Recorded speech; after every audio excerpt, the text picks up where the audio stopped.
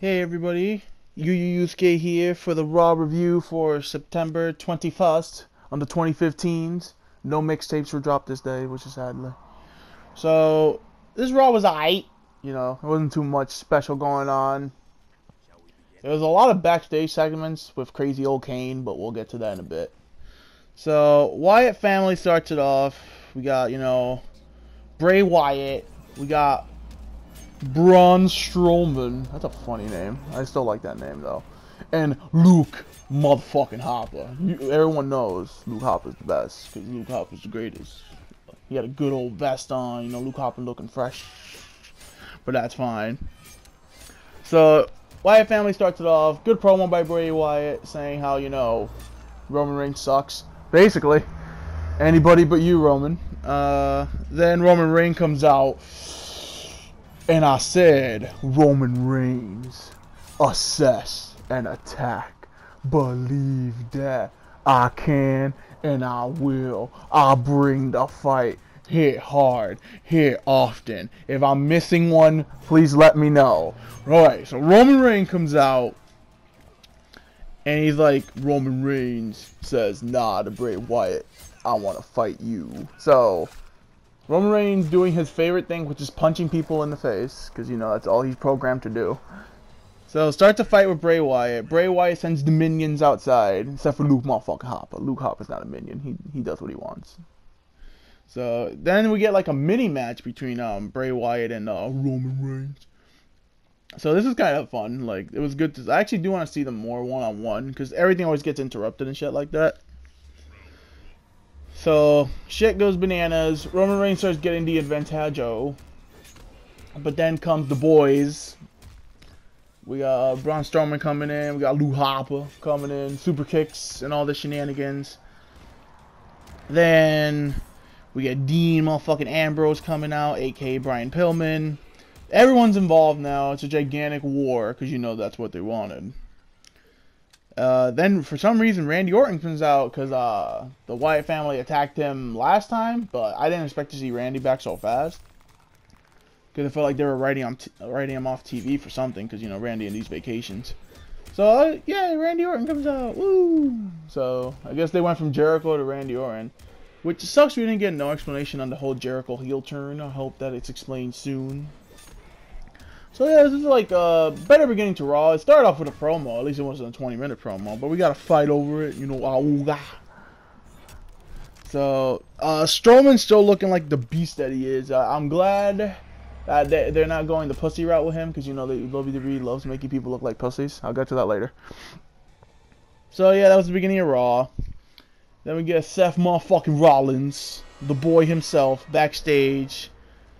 And he goes to check on the Authority when none other than Kane in the suit. Corporate Kane, Concessions Kane, whatever you want to call it. I love Concessions Kane, so shut up. So Kane is backstage. Seth Rollins looks like he just peed himself. He's like, what the fuck you doing here? And Kane's like, yo, bro, I'm back. Swag. He didn't say that, but I wish he did. So Kane's back. He's acting all normal. He sets up a U.S. title rematch. Again, we get to see Cena and Seth, which is not a bad thing. Those guys have magic together. So then we get the Cosmic Wasteland, which is the Ascension and a Stardust, a.k.a. Cody Rhodes, versus Neville and the Lucha Dragons. Lucha. Good little decent match, just a bunch of guys throwing each other around. Good to see. At least they're doing something with the Ascension and Cody Rhodes, even though I want Cody Rhodes back, not Stardust. Even though I like Stardust. He's out there, brah. He's out there. But I'm a cat, so he, does the cat thing. He hisses at people, so how can I not like that? By the way, everybody, I'm half cat. I'll explain that never. So, yeah. Cien Cara looked like he died. He took a really, really bad fall, and I'm pretty sure he's probably, injured or tweaked something. Because they, worked around it. They slowed it down and stuff, so I hope Cien Cara's okay. I like Hunico, who used to come out on the big bicycle with his other Mexican fellow who was not Mexican. Who was now in TNA, I think. Fucking Camacho. I liked Camacho. I thought he had potential. I could have sworn the guy was Dominican, though. He looked Dominican as fuck. So Yeah, so that sucks for Sin Cara. Lucha Dragons and Neville win with Kalisto hitting the Salida del Sol, which is such a fucking awesome name for a finisher. It's a fantastic name. So, yeah, we get that. Good to see the Lucha Dragons getting some wins. You know, anything to see Kalisto on TV winning. He's so tiny. So then we get the Ryback versus the Bo Dallas. Again, on SmackDown, they've been trying to make Bo Dallas kind of a bigger deal than he is. Which is pretty cool. I like Bo. You know, Bo's pretty cool. So, yay for trying to give Bo Dallas something. But then on Raw, he just dies. So, we got a super aggressive Ryback this week. Ryback was not playing games. He was destroying Bo Dallas. Kevin Owens was on commentary doing what he does, being fan-fucking-tastic. Giving no shits as usual. Ryback decides to end Bo's misery with the shell shock, drops him 1-2, but then Kevin Owens comes in and interrupts the pin. So I guess this rivalry might continue, which is good. They had a decent match at the pay-per-view, but they could do so much better, especially like Kevin Owens. Like Ryback's good. I like the Ryback. He's the big guy. God, I miss Ryback. Oh. Moment of silence for Ryback, everybody. Just give me a second. Okay, we're back. I just needed that. So yeah, hopefully this rivalry continues. It's good, like the Intercontinental Champion's getting kind of important with someone like Kevin Owens holding it, you know, and Ryback, because Ryback he didn't have a horrible reign, but his injury kind of slowed it down. But that's whatever. Like they have plenty of time to like make up and like have some new challengers out there. You could have like Neville and Owens if you want. That would be a really decent, good rivalry. Fucking him and Neville are magic. Alright, so we get Con Ra, aka Ric Flair and Anubis coming out. He's talking about the pyramids and stuff like that, and then he's like, oh yeah, my daughter won the title. So he starts crying and shit. I hate seeing Ric Flair cry. It makes me sad. Every time Ric Flair cries, an angel loses their wings. So Ric Flair comes out, he's crying, you know, he's celebrating. Charlotte comes out, she's doing the same. You can tell this means a lot to them. This is pretty cool. Charlotte comes out with Team Peanut Butter and Jelly, of course. And then Paige goes fucking nuts. So I guess Paige just said no. And she's like, I'ma diss everybody up in here, swag. She dropping the mixtape in 2 months. It's called Turn the Page. It's gonna be fire. Bobby Valentino gonna be part. No, don't listen to that. So yeah, Paige goes nuts.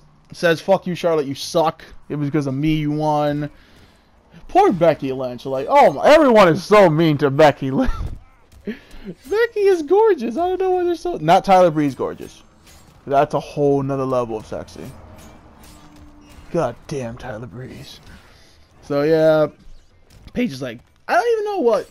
It's weird because like Paige insulted Team Bad too. So it's like I don't know if she's gonna be. I know she's gonna be a heel, but I don't think she's gonna be working with like Team Bad because I feared that. Cause I even said that would make no fucking sense. Like, oh, I'm not gonna work with people I was fighting with a second ago, but this is wrestling after all.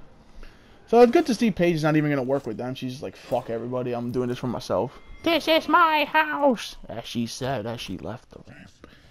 So it's gonna be good. We're gonna see heel Paige, anti-diva style. Then Team Bella comes out to defend himself from Paige and diss Charlotte some more because you know that's exactly what Charlotte needs. A good kick in the pants when she's down. So yeah, they're probably gonna start fading out the Bella Twins soon.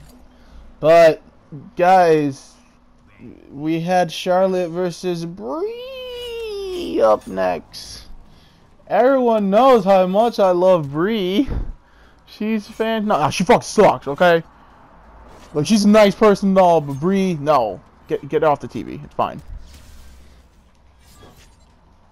I don't need to see Brie's butt crack for the whole match. Thank you for someone pointing that out. Wink, wink. I'm not going to point to who. Because, you know, someone goes around noticing butt cracks of people. Because, you know, butts. Speaking of butts.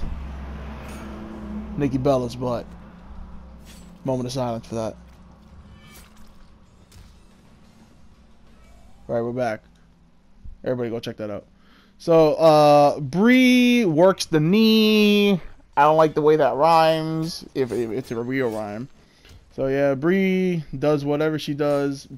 Charlotte does the same thing where she gets dominated the whole match, but then ends up pulling out the win with the figure 8. 2 times better than her daddy. Brie taps out instantly, so yeah, Charlotte wins her first match as champion. I thought it was going to be for the title, but I guess not. That would have been too fast. Then we have AKA, hey, what the fuck do we do with Mark Henry match? So yeah, we have Sheamus versus Mark Henry. Why? I don't know. That's exactly what happened. I don't know. So, making Sheamus a gigantic pussy. It sucks because, like, I like Sheamus a lot, and I thought with the whole look and stuff, you know, he would be a badass, which he was in the beginning. He came out killing everybody. He killed Daniel Bryan. He killed Dolph Ziggler. He had some, no, that was before he left. He had some good matches with Cesaro, but they could have led to that. So Sheamus is a gigantic vagina head, you know. Respect the JJ. So Sheamus wins with 2 bro kicks. He hits the first one out of nowhere. And then he's like, whoa, that was so good, I'm gonna do it again. Then he just runs and does it again. Don't know why Mark Henry was here. I thought he was gonna retire soon, but I guess not. Like, I guess so. Well, if he's gonna like put over people, I guess that's fine. I got Triple H and Steph with crazy old man Kane, you know. So basically Kane is even more nuts. The mask case was backstage the whole time, but the mask wasn't there. And Steph is like, yo, give me back the mask, yo. And Kane's like, nah, I can't find it. But we know where the mask is. We know where it is. It's in Kane's butt. Because when Kane pulls it out of his butt, he becomes Super Kane, and no one can beat him, so shush. So this is kind of funny. I kind of like the whole Kane is nuts thing. It reminds me of like a comedy version of Kane with the towel back in like 2000 whatever, 2004 I think that was, when Kane basically was Taz, suplexing fools. So I kind of like that. I think that's pretty cool. So then we get Paige and Natalya backstage. So Paige is like, huh, who else haven't insulted? Oh, Natalya, come here. So Paige tells Natalya she's irrelevant. And, like, why are you not part of Divas Revolution? Oh, because you suck. Ha, ha, ha, ha, ha, ha. And then the cats get involved. No, I wish. Hope Tyson Kidd is doing good, by the way. I miss my Tyson Kidd Cesaro tag team. I'll talk about Cesaro in a second. My tears can only be held back so far. So, yeah, good to see Natalya is going to be part of this somehow. I don't know if they're just going to feed her to Paige, which I hope they don't, but I guess. Anybody than Sasha Banks. Let's leave Sasha Banks completely out of this. That girl's the fucking future, bro. Can't hate on Sasha Banks. She's amazing. So, yeah, that's good for Natalya. And the cats. Natalya and the cats. So then we get the New Day. The motherfucking New Day. We get the New Day. They on fleek as usual. And Rusev. And we have Team 3D and Dolph Ziggler, a.k.a. Shawn Michaels. God, Dolph Ziggler feels like fucking super mega Shawn Michaels. Just by the way he braids his hair, how Shawn used to do back in the day. And now he's wearing like the long pants and like the jackets and stuff. Which I like it. Like, it's a good look for Dolph Ziggler because he basically is Shawn Michaels. So he's like a new age Shawn Michaels. I kind of like that.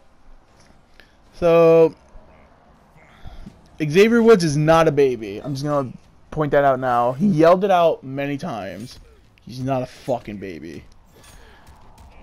Highlight was Summer Rae helping Xavier Woods play the trombone and playing like the New Day Rocks thing. That was pretty fantastic.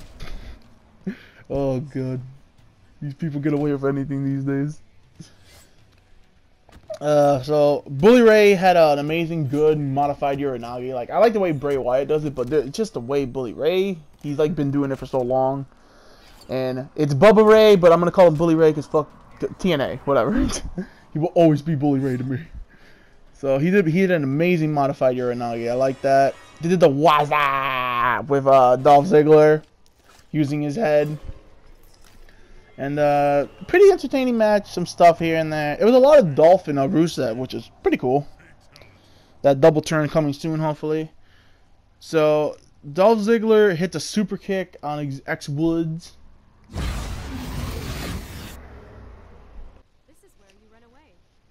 So yeah, super kicks galore, super kick party here, super kick party there. And Rusev hits fucking Ziggler with an amazing looking super kick. Like, he ripped that guy's head off. Which I don't know what's going on. I hate that they do that. Like, Rusev uses a super kick as his finisher one day, and then it's a setup move one day. Like, I wish they could just, like use it sometimes. Which is kind of cool, because sometimes stuff ends out of nowhere. But I do like my people's having set finishers. Like, hey, this is your finish. And, you know, this is how it's going to go down. It's good to win with, like, an out-of-nowhere move sometimes, but not like all the time. So then we get Naomi with Team Bad, Sasha Banks looking fresh, with versus Natalya. Remember when I said I'm happy Natalia's part of this? Forget I said that. So Naomi wins with rear view after like 2 seconds after she's distracted by Team Bad. So that was stupid. Let's put Natalya into this so she can get jobbed out like 5 minutes later. It's good that Naomi got a win. Like, I'm not hating on that. I like Naomi a lot. She should have gotten the title way before this whole Divas Revolution thing started. But it just sucks. I hate how they use Natalya. Just because she's like older or she's been there for a while, she's not as pretty as the other one. She could out wrestle like half of them, so she should be used better. I like Natalya and the cats. All right, this one I got. This is where it all went downhill from here. So we get the motherfucking Please Retire show versus the Swiss Superman himself, Cesaro. So, a couple weeks ago, like a week ago or 2 weeks ago, so Big Show comes out to knock out Cesaro out of nowhere, and I'm like, okay, that's fine. They're going to set up to a rivalry, and Cesaro's going to beat Big Show, and whatever, he's going to make him look strong. It's what the Big Show should be being used for. I'm fine with that. Then the Big Show has a match with Cesaro on SmackDown and knocks him out legit like in 2 to 3 minutes. And I was like, okay, this is fucking gay. But it's SmackDown. No one watches SmackDown, so it's fine. So then they do this again, and I'm like, oh my Cesaro on a stick, please. So Cesaro at least gets them offense this time. He had a nice suplex from the rope and stuff. But then, guess what? Big Show knocks him the fuck out. Like, why? This guy's been wrestling for like 20-something years. WCW. Like, I understand. I like the Big Show. But why the fuck is he beating Cesaro week in and week out? This is like the 3rd week now. Week in and week out like he's nothing. When Cesaro was getting cheered and Cesaro section was back, like, what the hell are they doing with this guy? This guy could be such a big star, but I guess they just don't listen. When they're promoting this stupid match between Brock Lesnar and Big Show, which again, I like them together. They have good matches, especially like Big Show is a good opponent for Brock. Why not have Cesaro be the one instead? Hey, let's put a young guy in there. We could have Cesaro go one-on-one with Brock. Brock will win, of course, because he's Brock fucking Lesnar. You just made a fucking star by putting Cesaro in there with Brock Lesnar and having a decent match. Which is the dream match I've been waiting in for a very long time since Cesaro was in the Indies and stuff like that, but it's just really dumb. Cesaro should have won, even if it's like a cheap fucking win. Like, I don't care. I just want Cesaro to win. And then Big Show cut the promo promoting how like he beat Brock. He gave Brock his first loss, which is true. Back in like 2003 or 2, he beat Brock for the WWE title with the help of Paul Heyman. That's when Paul Heyman turned on Brock and he became a Big Show guy and all that stuff, which is pretty entertaining stuff back then. Again, when Big Show was like relevant and stuff, not when he's like 50,000 years old, but whatever. Cesaro should have won. That's all I gotta say on that. Main event time rolls in. We got John Cena. Mr. Hustle, Loyalty, and Respect. Never give up. You know, he got the towel. I like that. I need that towel in my life. Every time I'm having a bad day, I'm going to look at that towel, and guess what I'm going to say to myself? Never give up. Versus Seth Rollins. Seth fucking Rollins. Seth Rollins is the best thing going today. His promos might be all that, but this guy in the ring is gold. It's for the U.S. title. I thought this was going to be like a bullshit match. I thought it was just going to be like DQ, but it actually had a full-ass fucking match. It was a repeat of kind of their match from last time, but with some different spots. So Seth starts the match before like Cena gets in the ring. He gets in the ring, he just drops him with a clothesline, starts beating the crap out of him. Which I'm like, oh, okay, that's cool. So again, these guys, very good chemistry. They know each other very well. Seth gets the STF on Cena, which I found pretty funny. And then he switches it to a crossface, which Cena also does that all the time. But I like how Seth did that. It's cool. Anything to see the crossface. Good match as always. Seth went to the buckle bomb, which is cool. He did it differently this time. He hit the buckle bomb, which I cringe because now that move scares me. Poor Sting. Well, at least Sting is fine. Switching topics real quick. Sting is fine and all that stuff. He's doing recovery and stuff. They just they went to the well too many times. Like he's not gonna go down like that. The guy's been like wrestling for 30 fucking years. Never had an injury in his life barely. So we'll see Sting again. So hopefully we'll get that Sting title reign, even if it's like for a day. They could have Sheamus cash in or whatever. Actually do something with Sheamus, hopefully. So yeah, so back to the match. So Seth hits the buckle bomb, and then he switches to a Falcon's Arrow, which I like. I like the Falcon's Arrow a lot. Fandango uses that as a setup move, but it used to be his finisher when he was Johnny Curtis. So he went for the Phoenix Splash. I got up and I was very happy. I was like, ooh, because the move is just very pretty. So he hits the Phoenix. He misses the Phoenix Splash actually. Yeah, he misses. Then goes for the Frog Splash. Finish of the match right now. It's the Frog Splash, aka High Fly Flow. Goes for it. He lands it this time. He didn't land it on the pay-per-view. They made sure. You know that commentary. Cena says or no, and he combo breaks out of that. Turns it into the FU. He wins. Cena retains the U.S. title, which is very weird. Like, not weird that Cena retained, and just the way he did it, he just like beat Seth like nothing. Which I kind of don't like that. But because, you know, Seth is world champion. But again, that's probably they're thinking like, oh, he's world champion. No one will notice. But like, I noticed. I always notice Seth Rollins. So yeah. So then Kane comes out, and Kane is on the Titantron talking all normal, and then you see him get all dark and, you know, evil and rapey.